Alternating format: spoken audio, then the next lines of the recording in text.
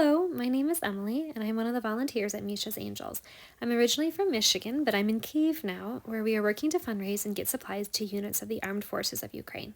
Since October, we've raised $45,000 for things like medical supplies and winter gear. The organization is named after a kitten who was rescued from the Eastern Front named Misha.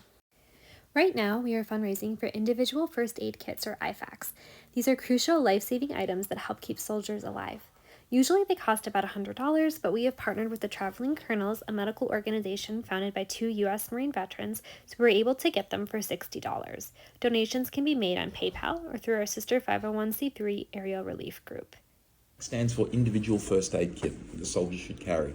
Pretty much want to have things in here that are only designed for your major preventable injuries, which is major bleeding, airway compromise, and chest injury leading to pneumothorax. So on the outside, I've got a pair of trauma shears, which I can use quite quickly to cut and expose and get down to skin level and see what's going on.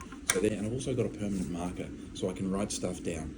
Any interventions I might have done on a casualty and what time tourniquet has been applied. So let's have a look in here and see what we've got. We'll flip it open. Let's get onto our major bleeding. I have another tourniquet in here which is ready to go.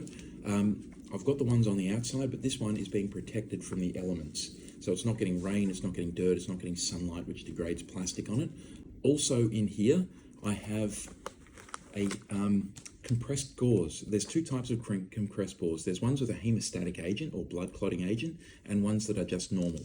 This one is a hemostatic agent, so it's a lot of gauze with a chemical on it that stops bleeding.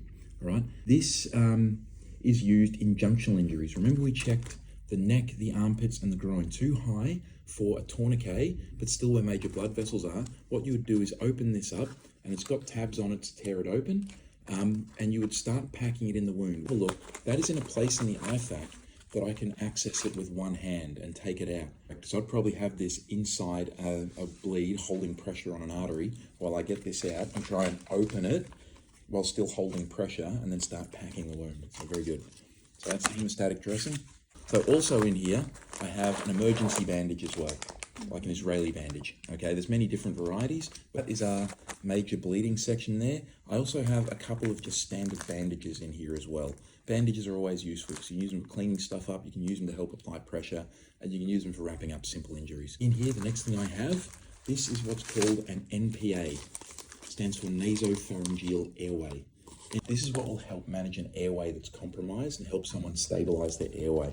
You also want to have some lube taped onto the packet, which will make ease of insertion into the nose and prevent doing damage to the nose. So if you put this in and cause any cuts and tears, you might allow bleeding inside the nose. Here, a SAM seal. These have a vented valve on it as well, which is very useful for preventing tension pneumothorax. Hang on, I have 2 of them. But why do you think I want 2 of these? Why not just one? Got a hole in the chest from a gunshot. What else are we going to have? Exit wound, where it went out the back. Yeah, so one for the front, one for the back. Okay, so that's respiratory.